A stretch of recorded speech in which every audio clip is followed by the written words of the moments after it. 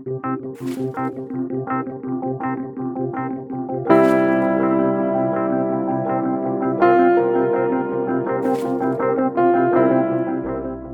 right. Well, welcome, everyone. Thank you so much for being here today.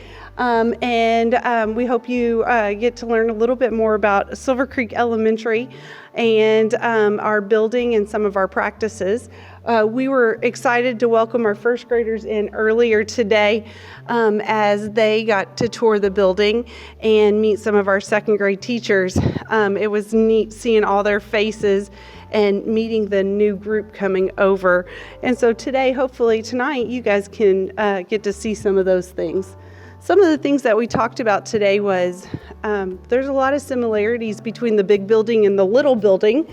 And one of those, and then there's a lot of differences, right? And we know that some kids are worried about making the transition to the big building, but the big school, but they're going to see, and they saw today, that there's a lot of things that are very similar. So one of the things that we do here at Silver Creek Elementary is we recognize students for their character development through our Pride program, and that's something that the primary school also does. And so we recognize kids once a month as we work through the letters in Pride for persistence, respect, initiative, dependability, and efficiency.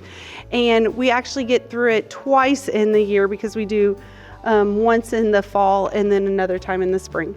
Well, we'd like to introduce you to some of our office staff. These are the first people that you're going to see when you come into the building. Mrs. Myers, of course, is our principal. Mrs. Bai, who you'll hear from in a bit, is our other assistant principal, and I'm John Cyphers, the other assistant principal. We have an instructional team here made up of Mrs. Anderson, Mrs. Feldman, and Mrs. Jenkins. Their primary goal is to help students and teachers excel in whatever area of instruction that might be, whether it's reading or math. So Mrs. Jenkins also works at the primary school. She goes back and forth. We have Mrs. Good, our school counselor. We're going to add another school counselor next year, so we're excited about that. We have Officer Tillett. If you have any siblings that attend Silver Creek Elementary, you may see him out front from time to time. Of course, Mrs. Amber is our school nurse. Mrs. Gina is our school treasurer. Mrs. Krista is a secretary, and Lori Woodward is our other secretary. So these are all people that can help you as you transition to Silver Creek Elementary School. These are the teachers that your students might have. We have over there in the top left, we go for Mrs. Gary, we have Mrs. Cole, Mrs. Fuller, Mrs. Abe Love, and Mrs. Lee. And then down on the bottom row, you can see Mrs. Ross, Mrs. Timmons, Mrs. Kleehamer, Mrs. Clark, and then Mrs. Thomason. Mrs. Thomason is a third grade teacher this year, but will be a second grade teacher next year. So we have 10 sections of second grade, just like the first grade has 10 sections. So we're quite large, but yet we try to make it feel as small and as homely as possible. All right, one of the other things that the kids got to go around and meet and see in action today was our special areas. We have some that are the same as the primary and some that are different. So at the elementary school, the students will get to go once a week to art or music, library, PE, or SEL. And so we have Mrs. Balmer as our art teacher. She's a certified elementary teacher and is phenomenal at art. Mrs. Sheffield is a licensed music teacher, and so she teaches our kids many different things about music, but some specific things. They all are exposed to keyboards in music. They all, in third grade, they learn the recorder. In fourth grade, they learn percussion, and we use buckets for drums. And then in fifth grade, all students learn about playing the ukulele. And then library is Mrs. Emily Owens. She is probably one of the kids' favorite special to go to because she is just so exciting and makes library a lot of fun. And then in in PE, we have Mrs. Paget.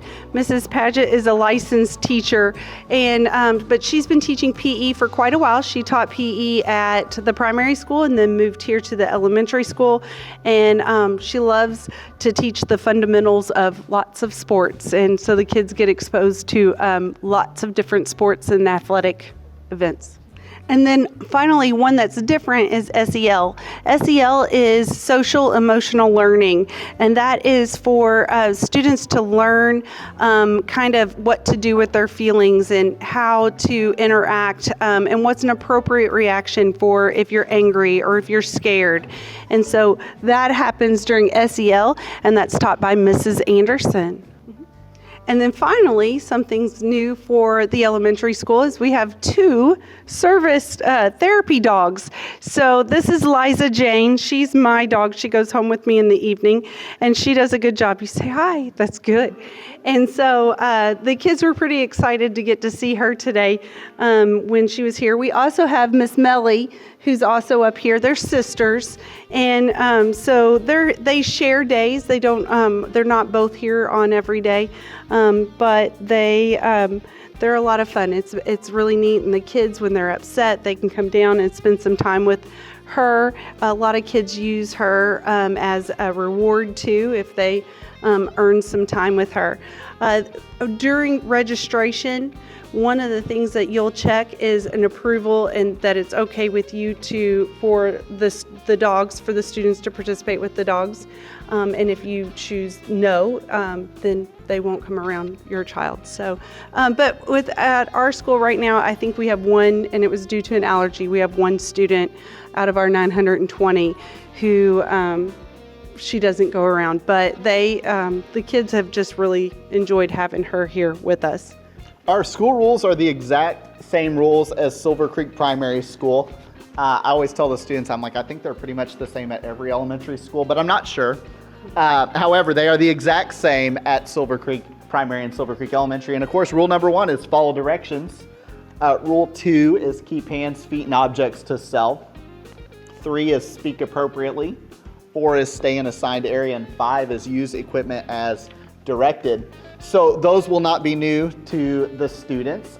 We want to hold them accountable and make sure that they're making good choices by following the school rules each day. The other piece is at our level, kids are still learning. So we teach a lot of behaviors here at school. When our second graders get here, we expect them to have some knowledge of these rules, and they've been working hard at the primary school. So typically, Mrs. Bai or myself talk to students when they come to the office if they broke one of those rules. And then most of the time you'll hear from us if it's something worth calling home for. So we work on these every day with the students here at school. Okay, so morning procedures. If you've ever driven by in the morning, you will see that there are a lot of cars on this campus, but it is a well-oiled machine. So just north of the building in the morning, cars can begin lining up right there, and you will pull all the way up to the white line if you're one of the first ones, or just, immediately behind the car in front of you. And then starting at 7:40, we have a staff member that comes out and releases a car at a time. Buses actually unload on the opposite side of the building at door M. Students, when they come in, second graders, they'll either come into this room, the GPR, or they can go to breakfast. If they go to breakfast, when they're finished, they come in here. And then the teachers come to the GPR to pick up their class and then take them to the classroom. So our other grade levels go into our gym, but to keep it a little bit smaller for our second graders, because it does get, loud in there with 600 kids in there, the second graders come to our GPR. So it's just a little bit more, a smaller environment, and the second grade kids are picked up here.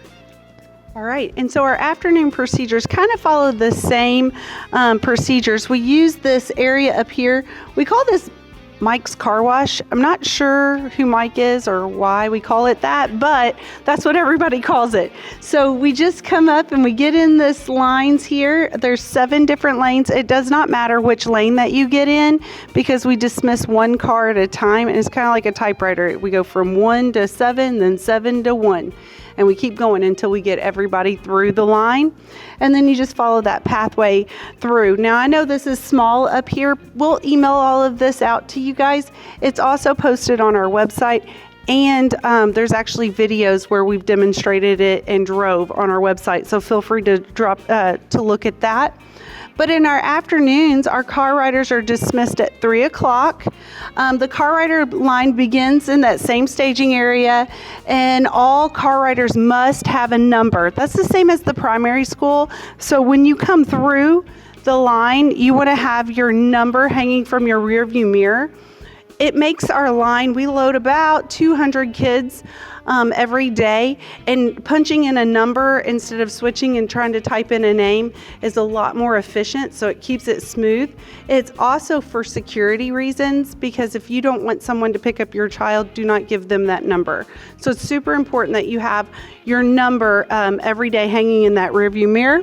So you're going to come through that, and we have a staff member that just punches those numbers in, and then inside our building we can pull it up and it attaches the student's name with the number, and then we know how to load them. So we load about 8 cars at a time.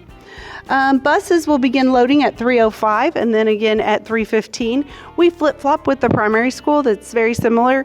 So they have buses loading at 3:05 and 3:15. So half of them come here, then they flip and they go to the primary school and get their kids, and the primary schools come here. So that's how we handle our buses. And then if there's any changes to transportation, we do ask that you notify the office of any transportation changes before 2 o'clock.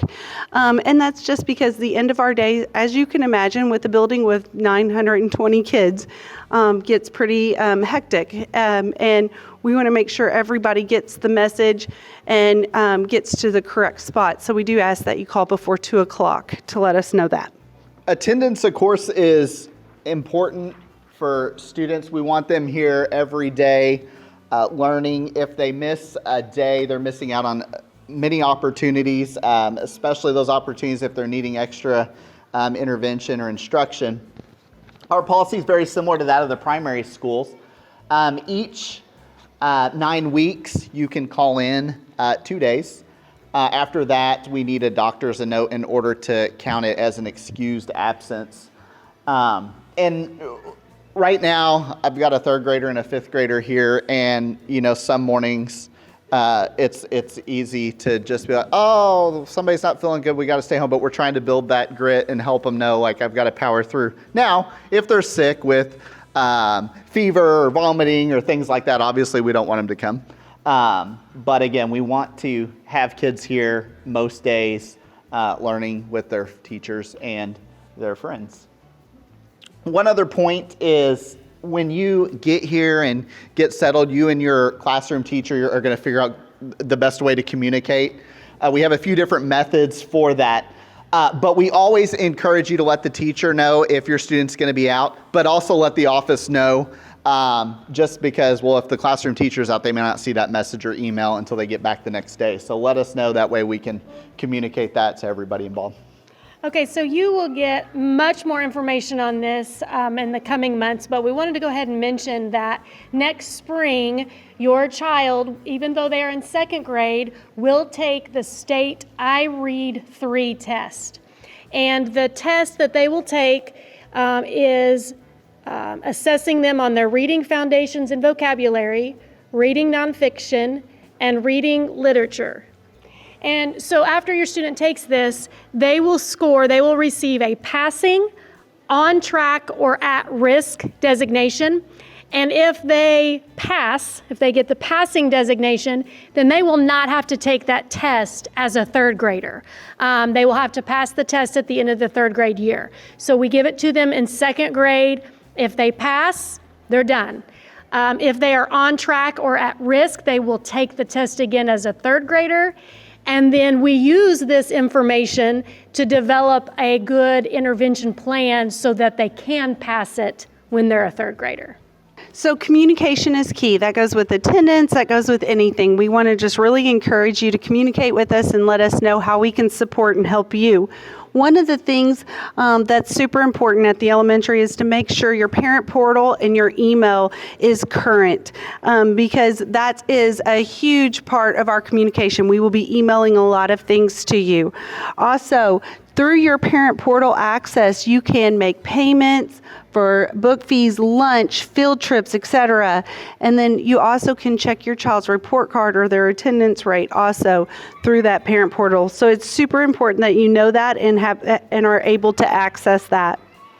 And then just so you know, all of our emails are set up the same. So it's our first initial and last name at SCSC.school. So I'm Mrs. Myers. My first name is Sandy, so it's smyers@SCSC.school. Our office hours are from 7:45 to 4 o'clock, Monday through Friday. The doors open at 7:40, and after 8:15, you have to sign your student in. Our phone numbers, of course, are listed, and we encourage everybody to join our SCE PTO page. They put out a lot of good information and do a good job of staying on top of that and making sure they put out any other information about events, things like that. So it's just a really helpful resource. You can also get on there and ask questions and people answer. All right, and I saved the date. So I know this seems like it's far away, but it's really not. July 23rd will be our meet and greet night for our incoming second graders. So you can come in, meet the teacher, drop off supplies. Just due to the size, we have divided it up into alphabet. So if your last name is N through Z, you would come from 5 to 6, and A through M will come from 6 to 7.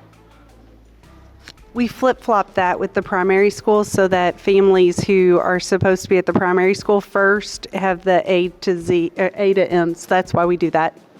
Okay, and the last thing that we want to share with you is that we value your partnership. We're very proud of the fact that we are a family-friendly school, and which means that the Department of Education has recognized us for being excelling and welcoming our families, no matter their background or culture, back into our school and being that environment that's very inclusive. So we're excited and proud of that fact. And we also want to make sure you're aware, during meet and greet night, we try to collect from everyone a parent volunteer form, and that runs their background check. It is good for a year, but we have to have that for that year, annual check every year. And so we encourage you to do that at the beginning of the year. Don't wait if you think you're going to volunteer or be a part of a field trip or something like that. So we really appreciate you guys being here. Thank you so much. And we hope you've learned a little bit about the elementary. If you have any questions, we'll be happy to answer those throughout the night. All right? Thank you so much.